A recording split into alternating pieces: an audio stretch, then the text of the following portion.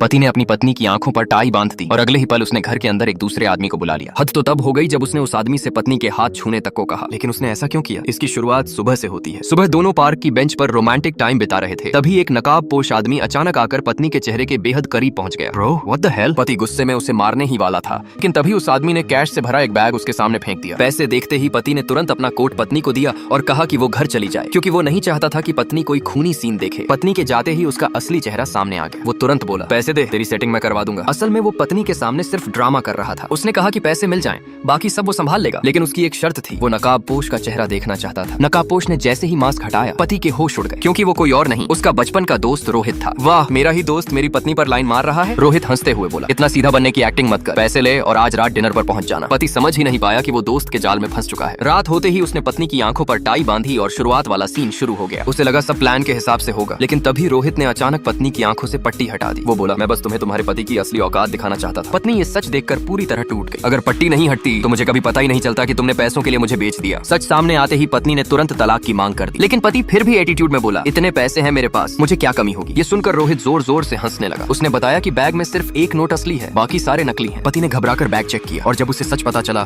तो उसके पैरों तले जमीन खिसक गई। आखिर में ना उसे पैसे मिले और ना ही पत्नी। अपनी लालच की वजह से वो सब कुछ गंवा बैठा।